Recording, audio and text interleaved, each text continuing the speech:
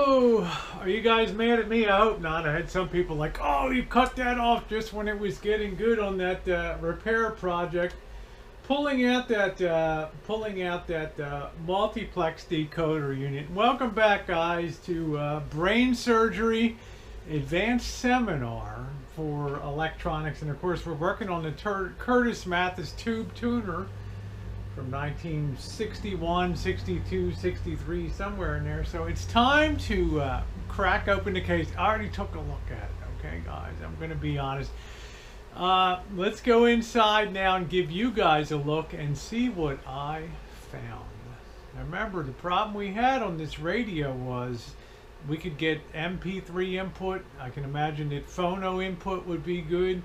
Could get AM, great. You could get AM, but just like a ghosted station. And you went to turn the tuner and nothing happened at all. And do you know what I told you guys? One of my cardinal rules of doing repair videos is simply this. If you're going to undertake repairs and you have something like an electronic piece of equipment, it's going to have knobs and dials and things that are going to be turning and moving, and those are called mechanical interfaces with the unit. And you know what? They're the things that go bad, and they're the things that wear out, and they're the things that give trouble. Remember what I also told you about the guy that was on the audiokarma.org message board? And he was going on 3 pages of a thread back and forth with these experts that repaired Curtis Mathes units for years, and they were buffalo. They changed out tubes, the IF cans here. They were doing everything under the sun to try to help this guy, and at the end the thread died because people threw up their hands and gave up. Well, you know, I dropped back to the first order here of the mechanical interface. Well, let's see what I found. Hey guys, when last we left off in the last exciting episode, we had pulled the unit out, and I was sitting here and musing, how am I going to get this thing apart? It looks like it's got a crimped cover on top of it. And then I looked at it and on it, and I said, whoa, this thing looks like it's on rails. And I gave it a little pull, and it came right out like that. And boy, I'll tell you, you talk about, we're right in there, guys, in the renal cortex, right in the inside of that baby, or whatever the hell it is, deep in the brain, right there. And there's the unit. And the first thing I saw, I'll bring you down. Well, the first thing I noticed when I opened it up, a small piece of white plastic fell out of it. So let me get you down on the board here and I'll show you what happened. If you look at this part of the unit, let me get a little more light on, get you under the light here. If you look at this part of the unit, and this is what I was talking about, what's supposed to happen is as you turn the tuner dial to change AM stations, this slug in here moves back and forth between these coils. But you know what? When I went to open the case, guess what happened? This thing wasn't even connected. You can see there was a catastrophic break right here where there's an open gap in there where there was nothing connecting it at all. So no matter how many times you turn this thing, nothing was going to happen to that shaft. And the plastic had actually broken off, and another little small piece was inside the unit. So what happened was, and I went ahead and loosened this and took this out to remove it.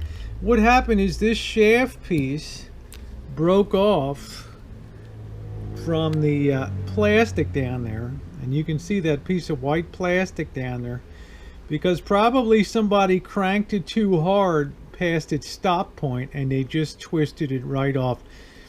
In other words, rather than destroy this whole unit, it's like a sacrificial piece, I guess, that just breaks off. If you twist it too much, it just sacrifices itself for the sake of saving the electronics, so this tuning slug doesn't get busted. But the problem we have now, of course, is we're not going to be able to turn that shaft unless we make some kind of repair So I'm gonna tell you what I'm thinking about.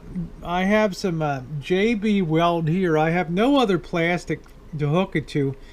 I'm going to have to sort of I don't even know if I have a long enough drill bit to kind of drill into that shaft. We can't have any metal on here. It'll interfere with the signal acquisition and the decoding. So it's got to be totally free of metal.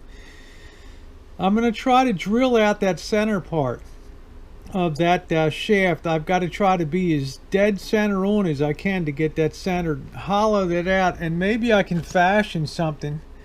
The one end of this will go, I can use part of this plastic on this pen, and this thing could be an utter and complete failure. I don't know. I have a good taper on one end down there. I could maybe fit this in down on that to be able to, as you see it, might be able to do something to work that in there and then JB weld it, but I can't use a lot of the epoxy, or else it'll seize up the turn. You can see this thing is this is designed to be turned in here, so I have to be very careful. So I'll probably use that very sparingly, but try to get maybe some type of little pin to connect the two parts. So it's going to be very complicated. Noodling around for an hour, and this is not a really easy engineering problem to solve, because you might think you could just connect a piece to the inner side of the shaft and then just connect onto this piece on the end, but you can't do that because this this slug moves in and out. You can see the threads on it, so if you try to secure that with a fixed glue, you know, epoxied on both ends, it's just going to break. It's going to tear it to ribbons. This thing has to be able to ride on this shaft end. You can see the way that's made, and that's what this little metal ring did.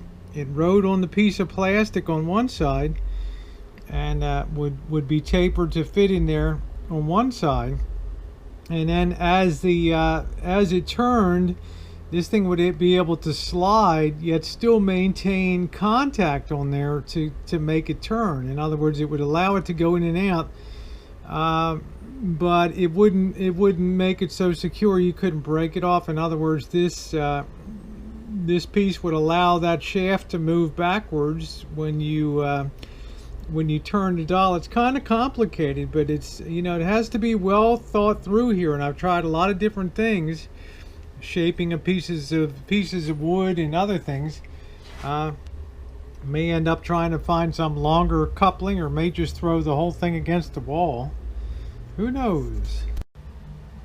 Talk about an exercise in frustration. Well, I have something that's going to be collared and kind of slide back and forth as the unit gets tuned, and I'm going to shape that a little more so it gets so it gets a little bit freer there. And then I have to do something to get this end set onto the shaft here, as we have the most inner point of travel here, as you can see. In other words, the tuning slug is all the way this way as far as it can be, so there'll be plenty to pull out and still keep a grip on this as it pulls backwards.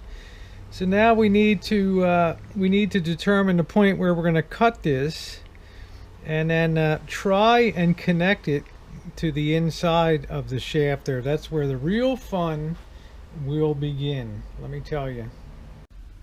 Okay, after about 2 hours of fighting, we have a shaft. I took some JB Weld here and put that wooden shaft there. I don't know how much that's going to I'm gonna make sure the side doesn't weld shut there, so I got to keep moving it, but that's going to kind of do it for today till we get that epoxy cured.